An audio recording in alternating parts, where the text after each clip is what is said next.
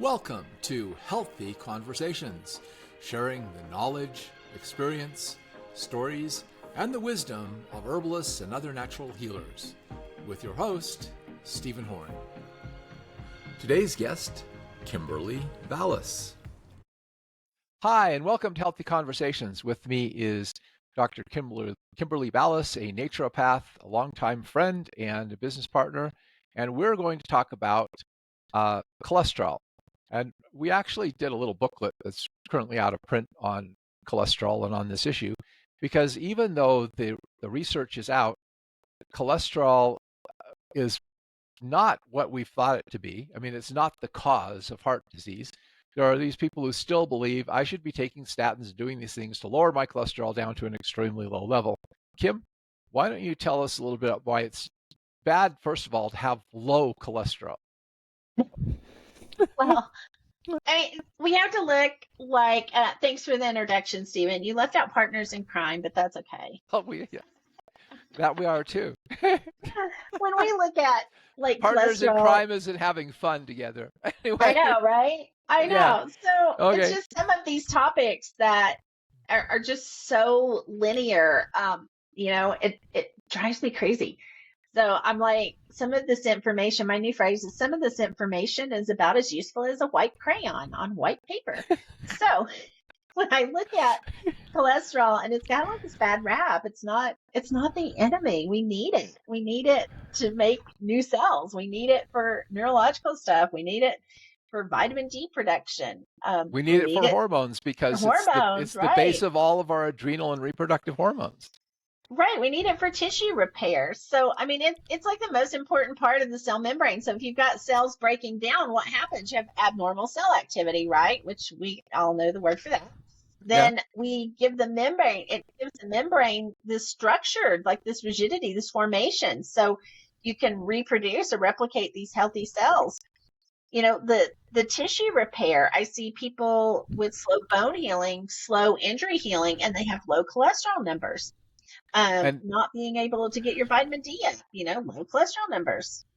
Right. And I've seen people who are having problems with fertility of low cholesterol numbers. In fact, I had a cousin that I was trying, or was a cousin's daughter, that was having trouble conceiving. And she was on an extremely low-fat diet and had very low cholesterol. And I said, you have got to get your cholesterol up. You're not, you can't have the hormones you need to have a baby without cholesterol. Plus, it's part of every cell membrane. Exactly. Well, and brain development. We're looking at all of the type 3 diabetes, the Alzheimer's, but a lot of times we'll have low cholesterol on that. It's also used by the liver to produce bile salts. So that's your digestion and your assimilation of fats. In fact, isn't it true that since a lot of the cholesterol in our body is used to make bile, you go on a low-fat diet and actually it can elevate your cholesterol because absolutely you're not producing enough bile because you're not having enough fat to digest. Absolutely. So there's all kinds of misconceptions out there about it. And also increased risk of cancer, isn't there, from low cholesterol? From low cholesterol. So we've got more studies showing, like with cardiovascular, it's called like a J curve. And it's worse to have low cholesterol than to have high cholesterol in certain situations, what we're looking at. And it's not, again, we're not just driving the number down, right? Right. So it's more about, if we're not driving the number down, what are we trying to do? Well, we're trying to find out what the story is. What is it really telling us? What does the cholesterol need? Why is it coming up like this? Why is it showing as not getting, if it gets shut down, then you're not getting it to where it needs to be. Cholesterol doesn't create heart disease. I mean, you can have cholesterol oxidation can create heart disease. Yeah, in other words, if the cholesterol gets hit by free radicals and you get an inflammatory process going on in there, then the cholesterol can become part of that process. Right. But exactly. By itself, it doesn't cause that process. No, exactly. And it doesn't increase from your consumption of fats. It doesn't build up in fat tissue. It is actually it's not used by the body for energy. It's not adequately supplied from food. Everybody worries. I mean, when we're looking at processed foods, what are those? Processed foods create oxidation and create inflammation, which can affect it, but not our good fats. Okay. Because dietary cholesterol from good fats doesn't even account for more than 10% of the blood cholesterol. Right.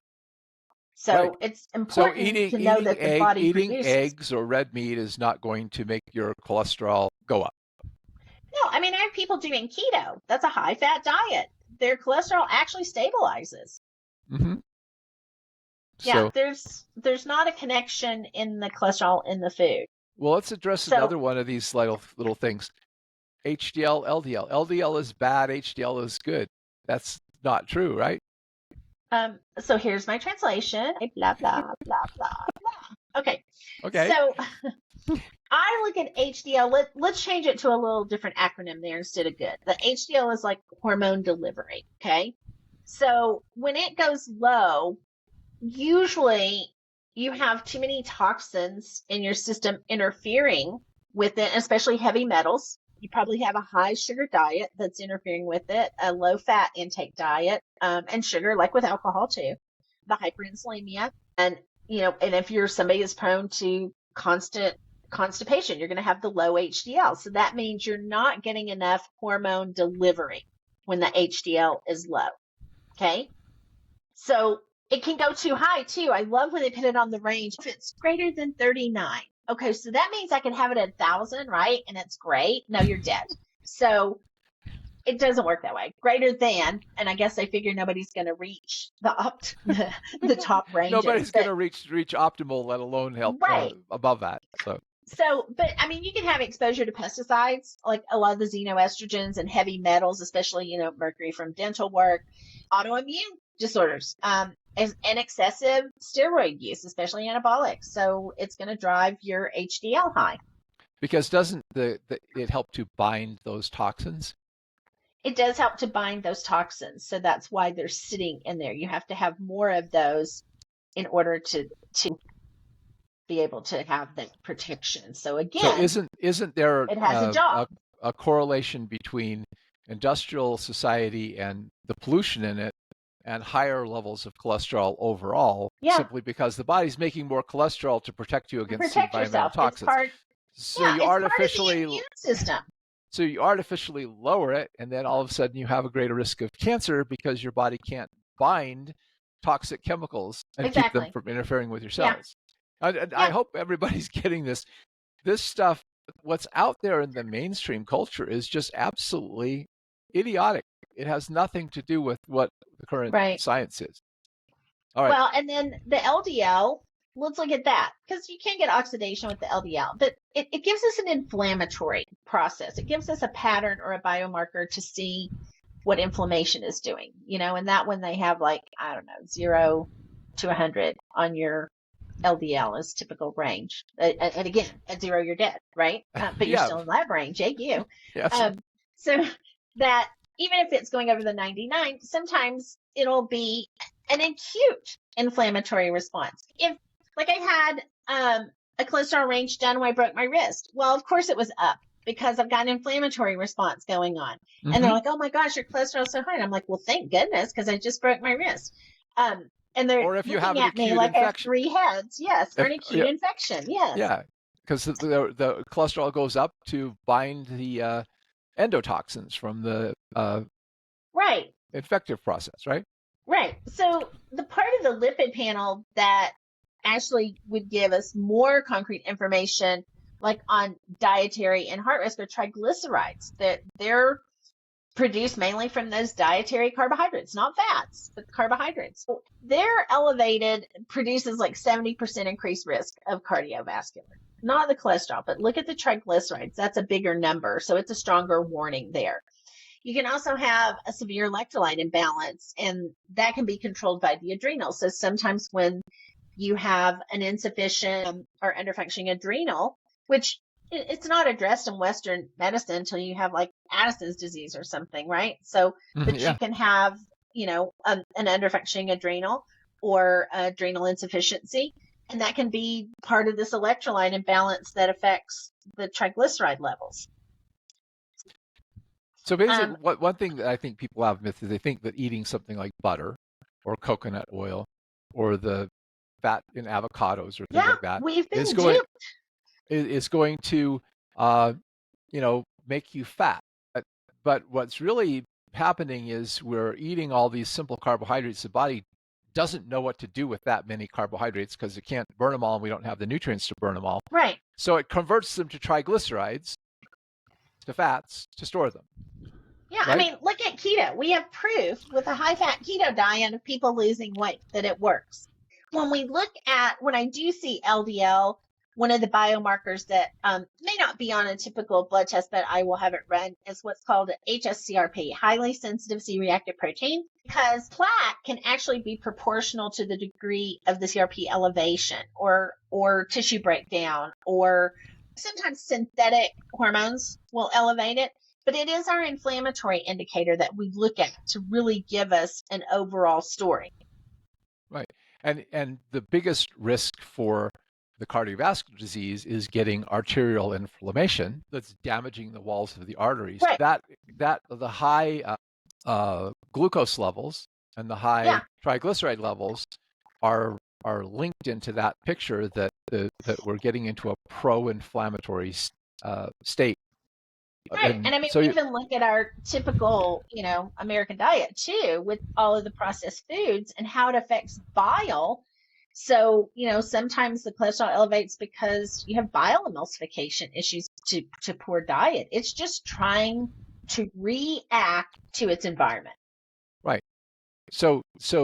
Again, the point, and we addressed this in an earlier interview, is that you can't look at one number and know what's happening in the body, and trying Exactly. to push that number is not necessarily improving your health. In fact, it may be actually making it worse.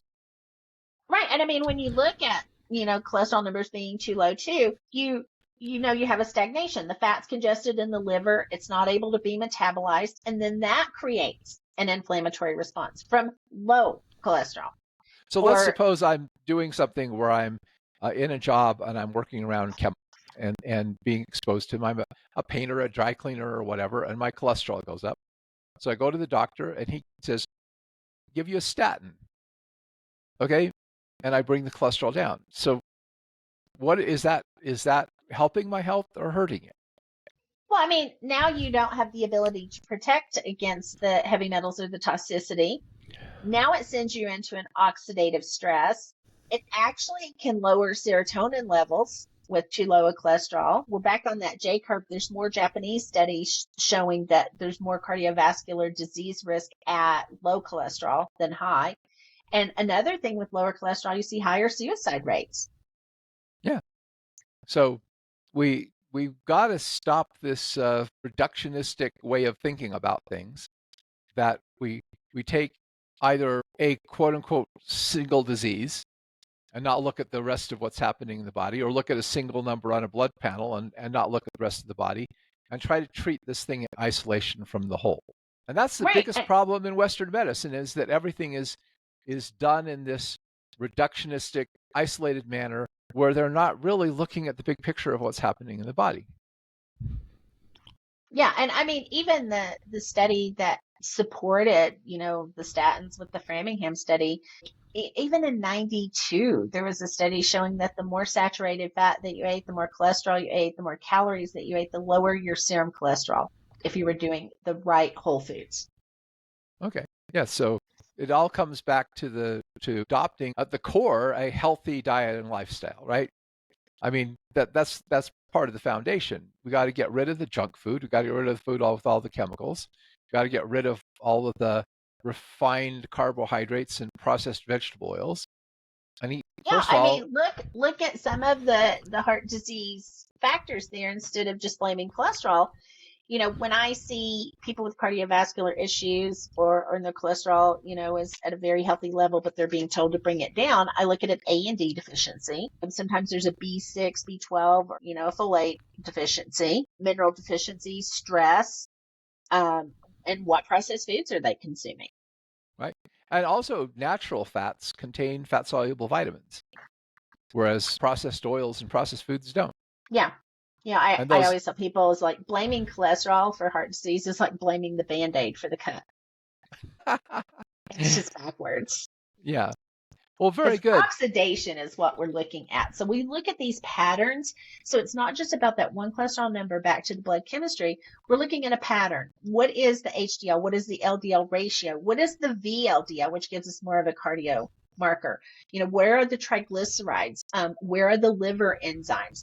Where are the digestive functions with the gut? Because if you don't have that bile sufficiency, you're not going to be able to utilize the cholesterol the way it should. So And like you said, the oxidation. inflammatory biomarkers too.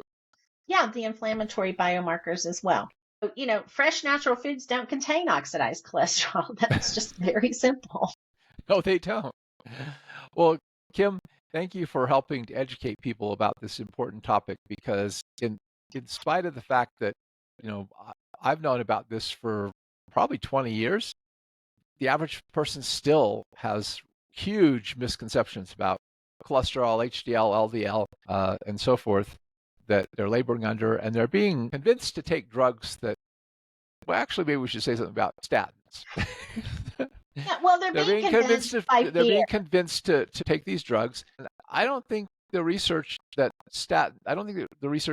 on statins is all that good. I mean, yeah, they do lower cholesterol, but in terms of them improving your overall health, But they that also reduce your CoQ10 levels, your coenzyme Q10.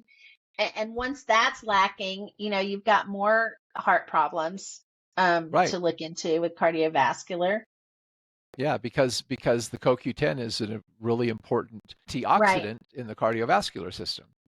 Yeah, Plus, I it's see a used lot to of like memory, affecting memory, that foggy thinking, some of the depression, anxiety, the liver enzymes we watch, with the statins, and a lot of muscle issues, people getting a lot of like weird muscle cramping. So, there's some things to watch for on that if you happen to be on one. But if you are on a statin, everyone should be on a CoQ10. right. And I would say that anybody whose cholesterol is between two, 250 shouldn't even bother.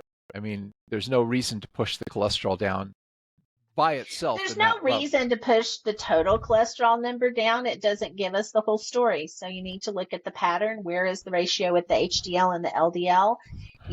Look at the whole picture. And find out what's going on and fix the real cause. Okay, Exactly. Kim. Kim, thank you so much for being with us Thanks, and Stephen. educating people about this. We'll have links in the description below to contact Kim, and also for my website. And Kim, we'll have to get you on again to talk about some more of these issues, because obviously this is just just one example of the misconceptions out there about our body's indicators. So we appreciate you joining us today, and thanks for Thank you. your humorous way of approaching this. The white crayon. Yes, we got it. Yeah. All right. Goodbye, everybody, and we'll catch you on the next episode of Healthy Conversations. Hit the like button and subscribe to our channel to catch future episodes of Healthy Conversations. Help us educate others by sharing this video, and please feel free to share your own thoughts, comments, and questions below. To learn more, check out the links below.